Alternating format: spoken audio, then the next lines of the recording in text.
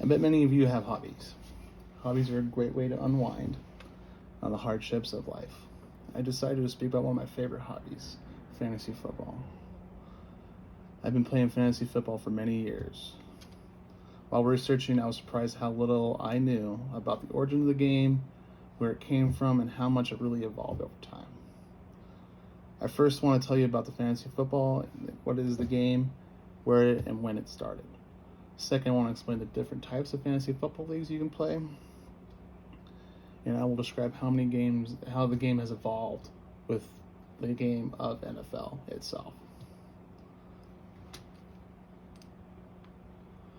What is fantasy football? Fantasy football is a game that lets you be your own owner, GM, and the coach of your very own football team.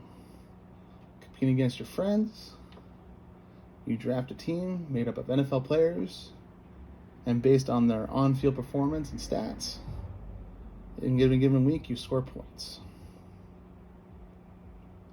And where and when?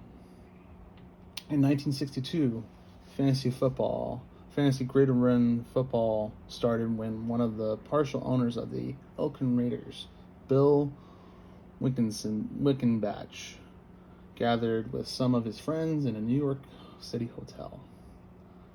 They created and started the first fantasy football league, which was dubbed the GOPPPL, the Greater Oakland Professional Pigskin Prognosticators League. Very drawn out name. Over time, there's been many more types of leagues that people have been playing since then. The most popular is definitely probably redraft. Redraft is gives you a fresh start every season. It is the most common of the variety of football leagues. In these leagues, you draft a team at the start of every season, manage the players throughout the year, and then redraft a whole new team the next year. On this example right here, you show on the left side of these each example, the red is what you keep, obviously, what you start without.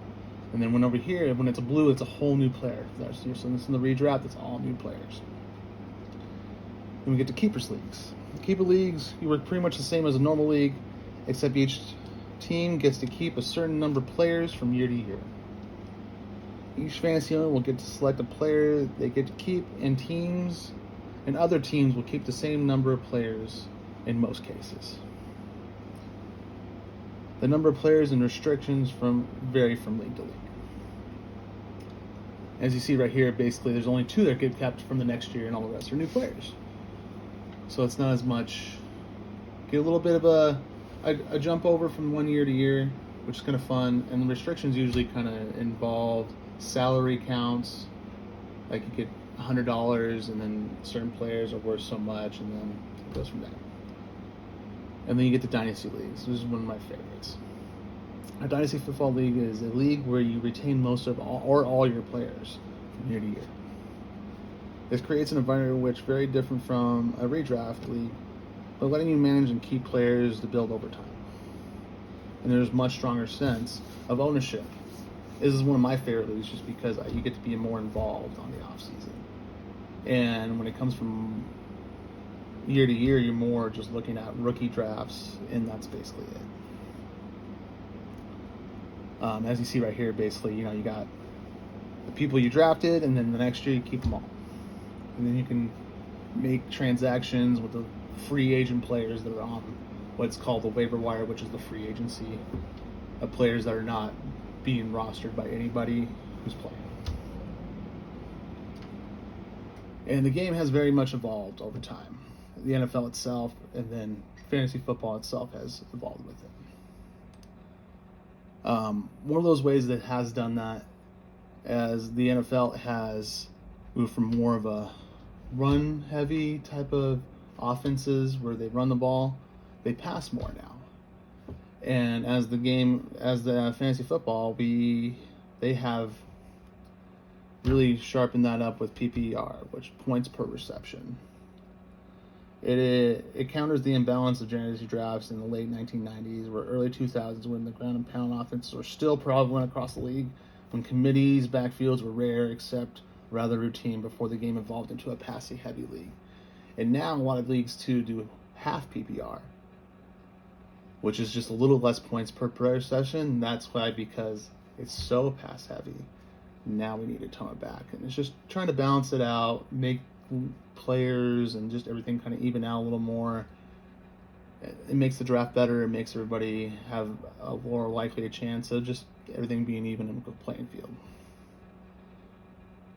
This game for me has been more than just a fun game to play and a good hobby to pass my time and I guess make my life a little less stressful. It's also been a great way for me to get in touch with my friends still, and we watch football every year, and then there's still sometimes like I have friends that moved away and now we still keep in touch because of fantasy football. It's fun to shit talk. It's fun to really just shoot the breeze with my friends, and just really, this is really a good way to do it. Well, thanks for listening. I hope I informed you well, and thank you.